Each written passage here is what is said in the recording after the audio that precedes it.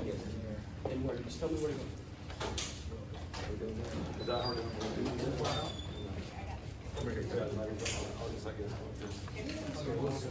Boss, give it 1 minute. What's that?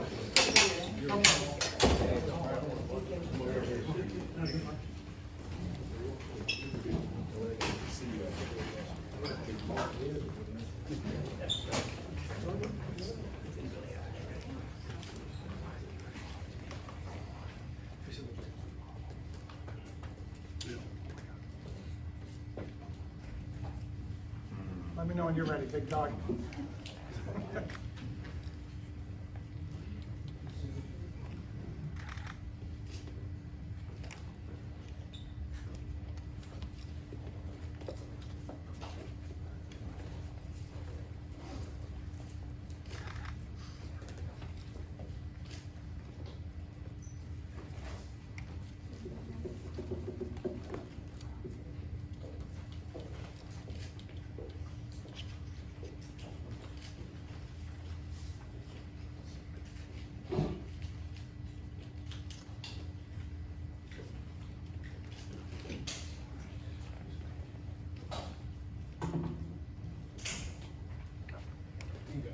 All right, well, good morning, everybody, and thank you for coming here. This is very important.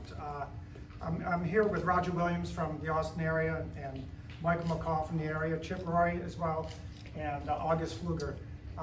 Some of us are members of what we call the American Security Task Force, and one of our jobs is to look at the police issues in this country that are of great concern, and obviously what's going on in Austin is a very significant concern to us. The task force is already also working with respect to cybersecurity and border issues, but we're here primarily to talk about the defunding the police issues and the problems with that today. Before I give any comments, I just want to stop for a moment and let the family of Officer Andy Traylor know that our thoughts and prayers are with him. We presented him with we presented the Officers Association with a flag flown over the Capitol in honor of Andy Traylor, and we hope that his family gets that today or this week. So I wanted to thank you very much for being there. So some of the things we learned today, and it's not earth-shattering. When you cut funding for police and you make it more difficult to do their job, bad things happen. We've gone to New York City, found that out, murder rates are up almost 100%. We went to Portland, they defunded police and cut a lot of the personnel. Murder rates up 533%.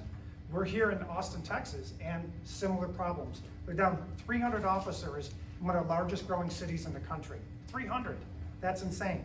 They're losing 15 officers a month to attrition, and one academy class, or however many academy classes they've had and are planning to have, is not even to keep up with the attrition rate, let alone make up for the lost personnel that they've had going forward.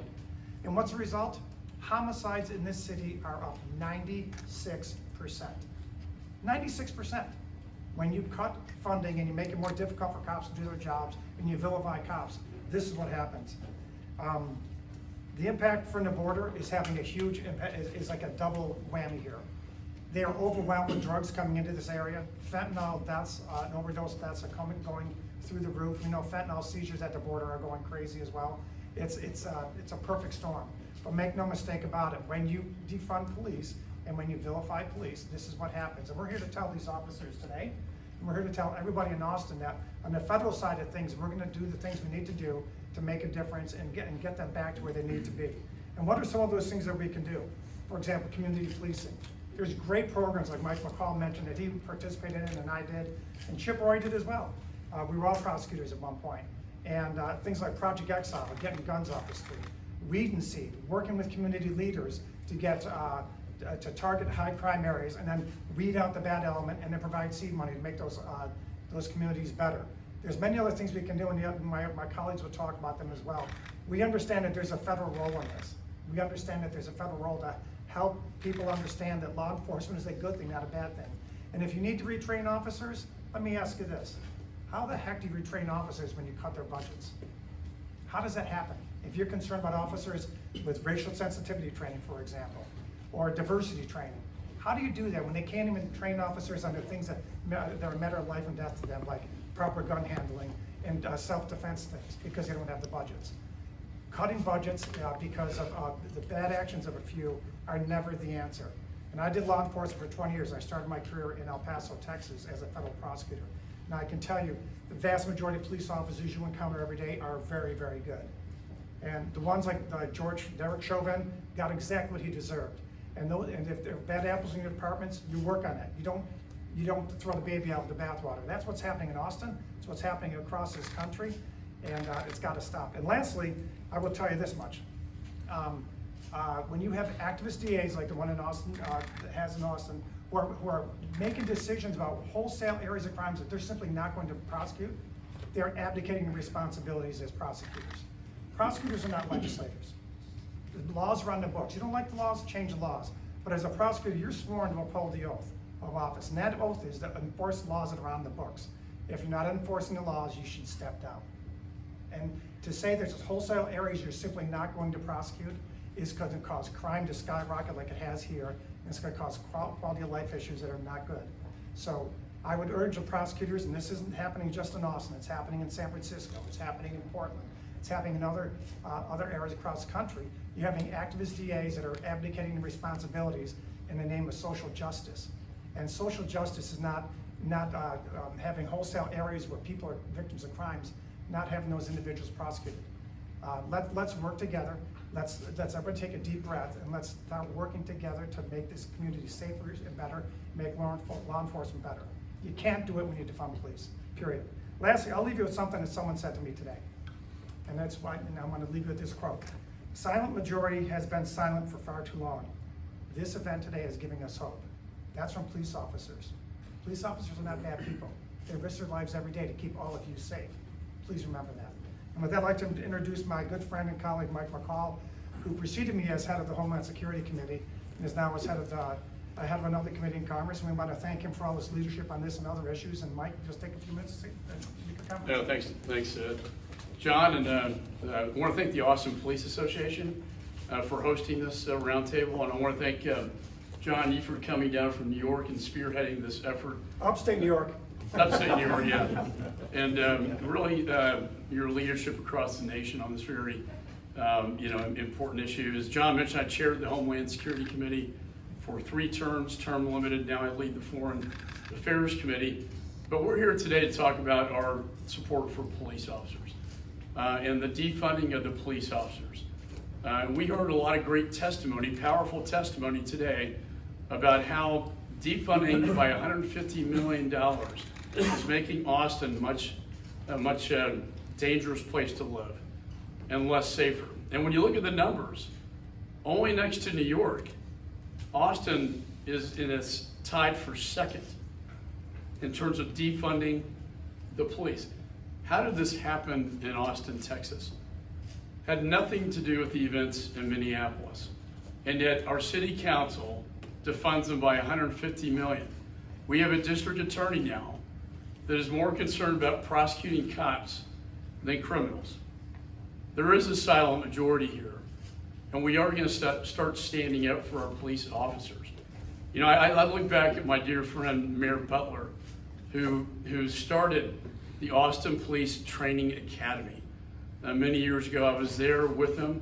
It was his proudest legacy, and I think he would be rolling in his grave today if he saw the demoralization taking place of our police officers right here in Austin, and how they are not well equipped, they are not well funded to protect the public. It's all about public safety.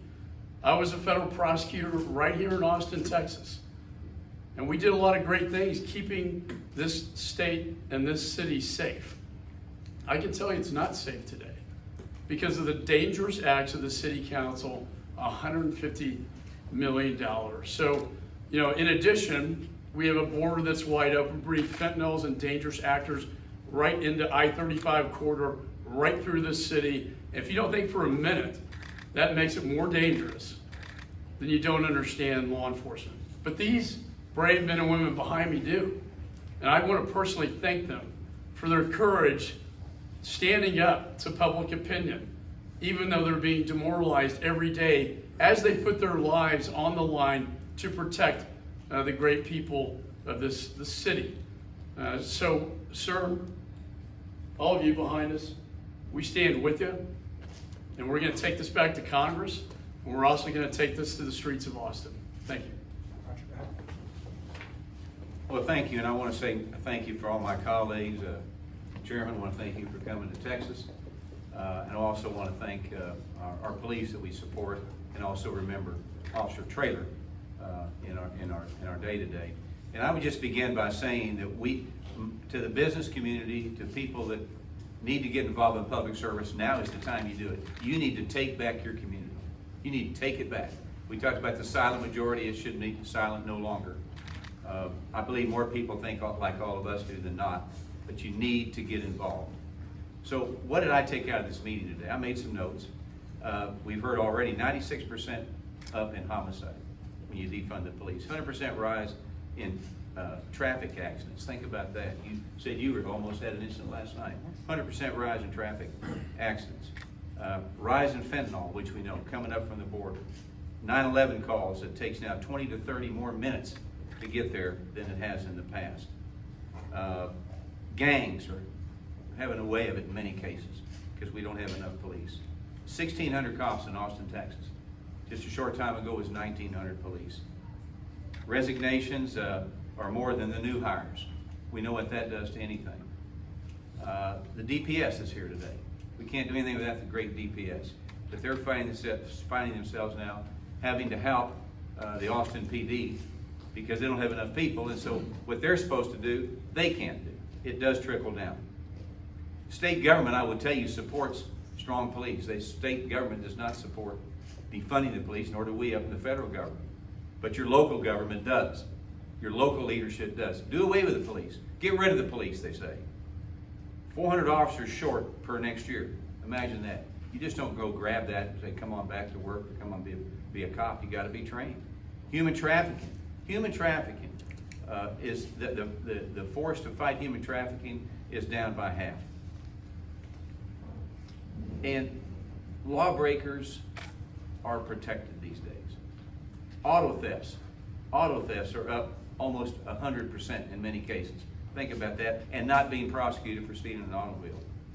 No qualified immunity. This is the most dangerous thing of all, where a police officer cannot make a decision because of fear that their life could change. They could be sued. They could go to penitentiary. They have no liability, no protection from a liability standpoint, and that to most of us, all of us, is a deal breaker. Qualified immunity. It's bad for the economy. I'm a business guy, as most of you know. I look at economic things. Austin's doing great. We get it, but Austin can do better because now people are seeing what defunding the police does to the community, and they're not coming here. Okay? It affects school systems. It affects everything, and it's affecting this town economically. That's why the private sector needs to get involved. They need to step up. They need to run for office, quite frankly. Fewer academy classes to train our police. Child abuse. Child abuse is up substantially from what it has been in the past. And I heard a comment today, there's no directions on, if you're a cop out there, there's no directions on how to, but only on what not to do. That is no way to run a business, no way to treat your employees. So we've got to get it changed. We're going to get it changed, as the chairman said and Michael said, from a federal standpoint. But I would just empower Austin to get with it, wake up, save your community. Thank you. Gotcha. Thanks, Roger. John, thanks for pulling this together and hosting this. We're obviously focusing on these issues nationwide. That's why John's here. We're looking across the country, talked about New York, talked about Portland, looking at places all over the country, and I'm proud to partner with these guys to do that. We're here in Austin, Texas, which is home to at least the three of us who are representing parts of Austin. I live outside of Austin towards Dripping Springs, Texas. I love Austin. Austin's a great city. Austin's a city that, I'm proud of its history and its legacy of what it is as a city. But Austin is in trouble because of a reckless Democrat city council that is endangering its citizens. That's just the facts. And that's just the truth. And we know that, and we see it happening every day. My great-great-grandfather was a Texas Ranger in Travis, Hays, and Blanco counties. My grandfather was the chief of police of Sweetwater, Texas. I worked in the U.S. Attorney's Office and Project Safe Neighborhoods, rooting out drugs and gun crimes, partnering with local law enforcement. Worked in the Attorney General's office and the head of law enforcement there as the first assistant attorney general, working with them to root out crime across the state of Texas. It is so critical to a functioning and free society that we root out crime. And right now, unfortunately, Democrats in Austin, Texas, and the city council, including Mayor Adler, and people across this country in Washington, D.C., are against law enforcement and for making it easy for criminals to run ramshot over the people of Austin, Texas. Right now, there is some little girl moving up I-35 right now as we speak that is going to be put into the human and sex trafficking trade. That's happening right now as we sit here. We have gangs right now that are organizing in Austin, Texas to have another shooting just like we had on 6th Street a few weeks ago because law enforcement is hamstrung, unable to do what they need to do because they have to divert resources to fund and have the resources for 911 calls and to actually police the streets. And now gangs are empowered. Human trafficking units aren't able to intercept that little girl before she gets sold into that trade. Right now, we have some young American, some young Texan in Westlake, Austin, East Austin, North Austin, who's going to die of an opioid overdose because of something like Xanax being laced with fentanyl. Now that we have 8,500 pounds of fentanyl that has been intercepted at our border, but that's not all that fentanyl that's coming in. You talk to DPS, we now know that fentanyl is coming into Texas, into our communities. And you all in the media see this every day when you see the horror stories of our young people dying from opioid overdoses. 92,000 across this country. 92,000. That is a direct result of open borders, a direct result of undermining our law enforcement and our police officers, a direct result of coddling criminals and not putting the resources necessary to actually root out crime in our streets. It's enough. The American people are tired of it. The people of Texas are tired of it. The people of Austin are tired of it. And we're here to stand with law enforcement and to have their back. August. Good morning. My name is Congressman August Pfluger. I'm a 7th generation Texan. My family founded Pflugerville just north of Austin. What I heard today is shameful of the local leadership who has chosen to defund the police. What I heard today is antithetical to the spirit and the legacy of Texans. Personal responsibility, hard work, accountability for your actions.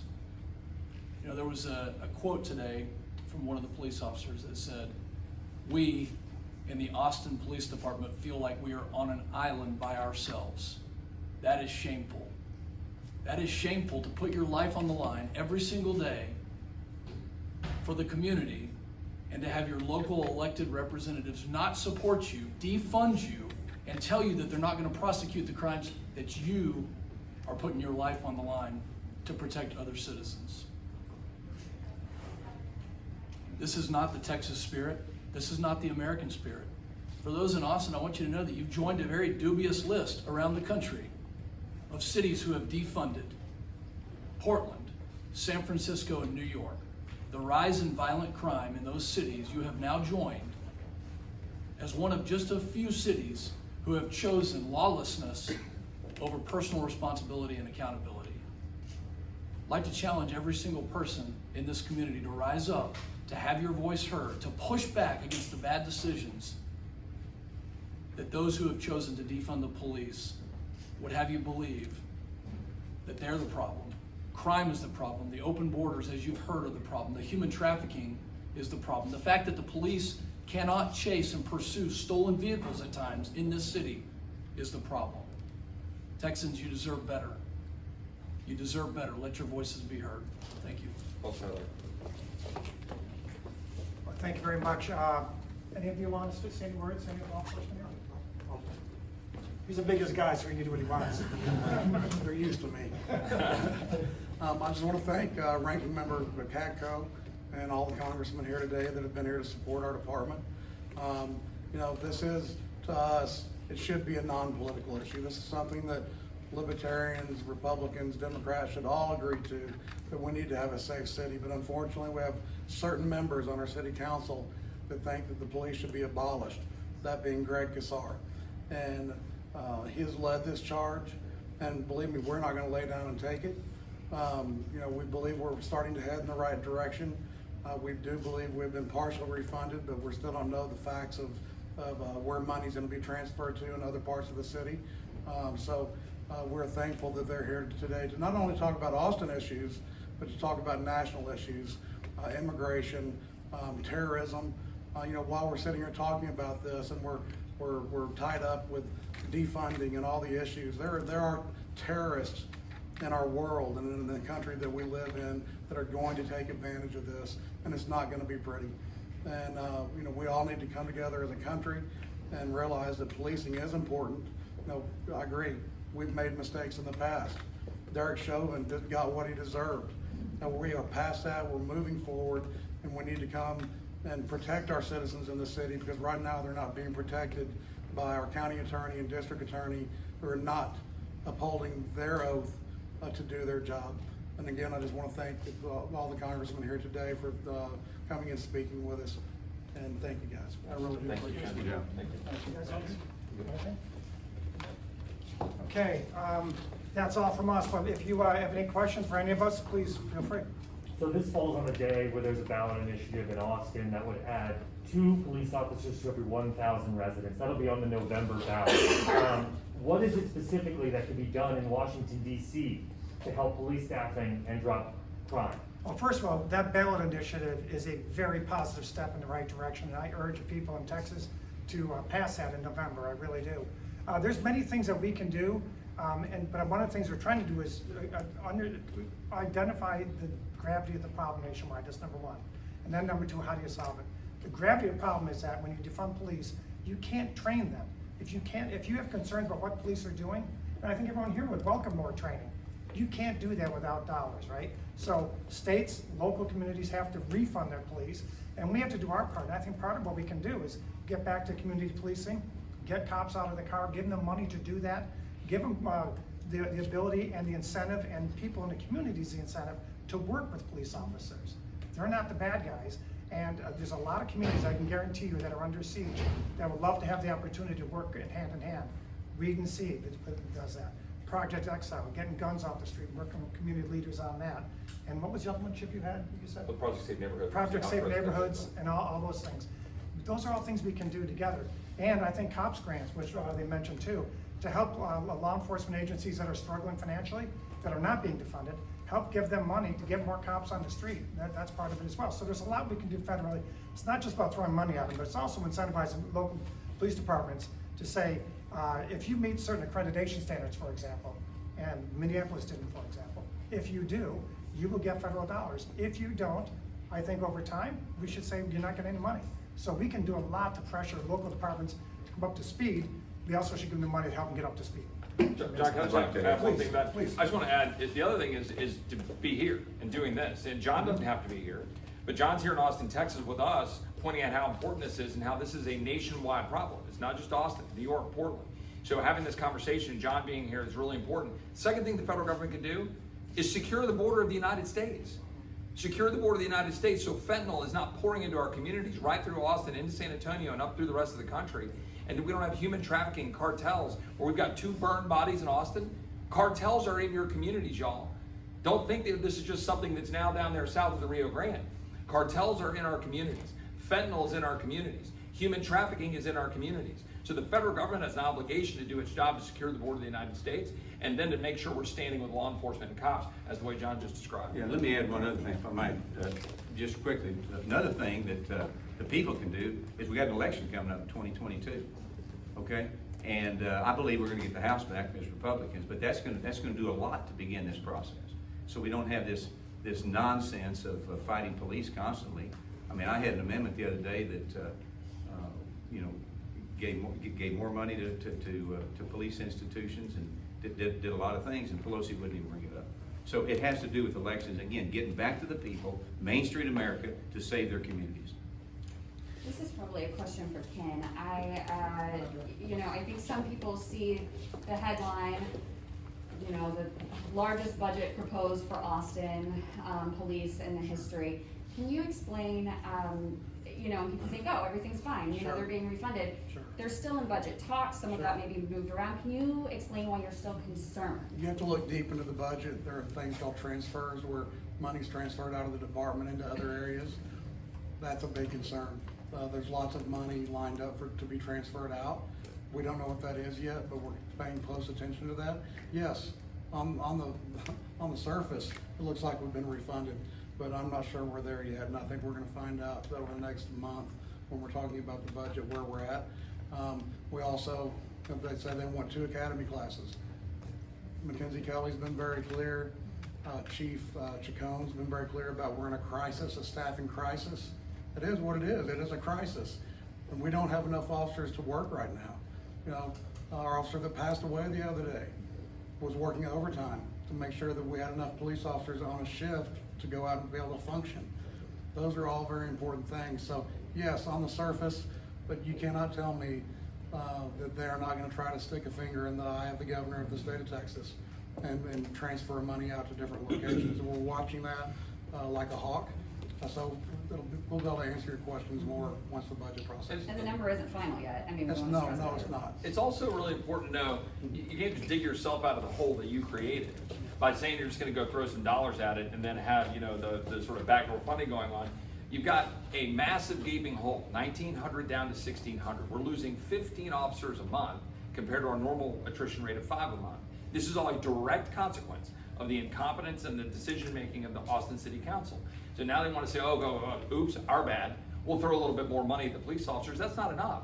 It's not enough to try to get back to status quo. Austin's a growing city, and we've got to get back in front and be able to give them the tools they need. So, Yeah, I think the damage that's been done is gonna take years to get back up to. Think about it. If you run 15 people a month that are leaving because of attrition, and you're 300 cops down on top of that, how many classes are you gonna need to have a year just to keep up with the attrition rate?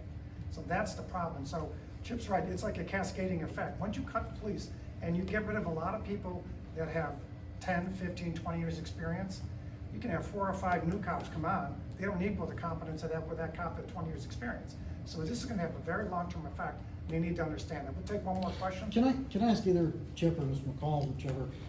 I totally understand, I'm sure we all understand the concerns that you have about the reduced funding and the reduced staffing of the police, but it's not a federal issue per se. I mean, how does this jibe with just the conservative Republican philosophy of local control? This absolutely is a federal issue because it's all intertwined. Federal resources are being used and expended to try and help them out. Like in Rochester, New York, where I'm from, the U.S. Attorney has had to help out local law enforcement in Rochester, New York, because they're overwhelmed, right? And a lot of it's because of the laws that have been passed, making it impossible for them to do their job. So it's not just about locals, it's about federals as well. And law enforcement, it's not a federal, state, or local issue.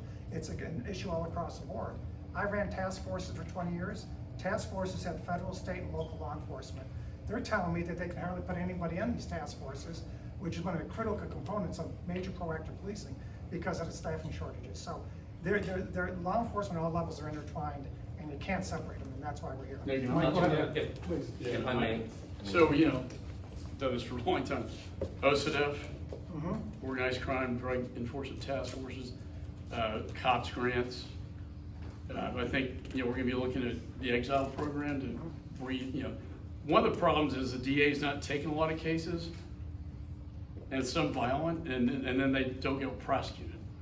We need the U.S. Attorney to take those, and that's a federal responsibility. So there are a lot of things from a funding perspective we can do, but if I could just comment on one thing, Chief Manley, of course, Acevedo's dear friend, Chief Manley, when the Austin bombing took place, was a hero in this city. And then he became demoralized by this whole movement of defunding the police to the point where I was just told he's gonna be a star witness in a prosecution against our Austin police officers. And it gets back to the point, we have a district attorney that's not serious about prosecuting crimes and more serious about prosecuting cops. And I think that's, to me, as a citizen of this community, it's a really sad day.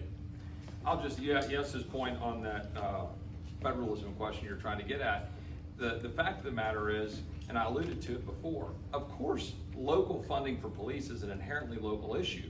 We live in the community. This is our community. When that bomb went off 2 years ago in Austin, Texas, that was less than a mile from my kid's school. And Chief Manley and law enforcement sought that out, solved that crime, and were able to go get that guy. And guess what? Today, they're strapped with resources. How would they be able to go manage that right now when they've got 300 fewer police officers because of the infinite wisdom of the Democrats in City Council in Austin, Texas. And when I mentioned before, when we're overrun by fentanyl, cartel activity, all of the crime coming in because our borders are open, the Constitution is pretty explicit about our federal authority in trying to make sure we enforce the border. So we're here saying we're standing with law enforcement about what they need to do to protect our cities and our streets and to make sure that every Texan is well aware of the danger imposed on our community by the incompetence of the local decision making here in Austin, Texas, but not just in Austin, throughout our nation. And when we're trying to root out organized crime around the country, that is a inherently local, state, and federal issue in which we share information and work together, which I did when I was in Project Safe Neighborhoods. I was employed by Fannin County, Texas, but worked in the United States Attorney's Office, because that's how that worked. We worked with local law enforcement to root out all of the drug trafficking coming up, in my case, through Dallas, Texas, up 75, up through McKinney, and going up north. We worked together to do that the way that I think you're supposed to coordinate to do that. Last question. Let me just, hold on, Oh, before okay, that. okay. The other way that this is so important is when you're talking about counterterrorism, most of the intelligence that comes into that, those fusion centers that Yep. work with the federal level comes from the local level. Yep. So when you defund a major metropolitan police department, you are defunding your ability to root out terrorism, to identify it, and to prevent it from happening. Correct. This is a major impact right here in Austin, where we have a massive crisis at the southern border. Go ahead, buddy. Thank you. I just wanted to clarify something I heard earlier about the wholesale areas where Austin prosecutors, the DA's office said they wouldn't prosecute. I just wanted to know, I believe you might have said it, sir, but if you can elaborate on where that comes from and Sure. cite when they would have said Sure. such a thing? Absolutely. Thank you. Sure. Where we're seeing issues are we have people committing violent crime after violent crime, and then the DA's office is supporting those individuals being released on PR bonds.